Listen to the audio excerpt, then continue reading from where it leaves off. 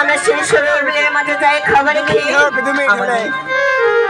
আমাদের যে অঙ্গ আগুনের মধ্যে দাও দাও করে চলে যাচ্ছে। তোমাকে তোমরা যখন তাহলে খানা খাবে কেন আজকে তোমার এই অবস্থা হয়ে গেছে? তবে দেখেন পাখিরা আমাদেরকে এই অঙ্গ যারা ভালো হবে না। অবশ্যই ভালো হবে।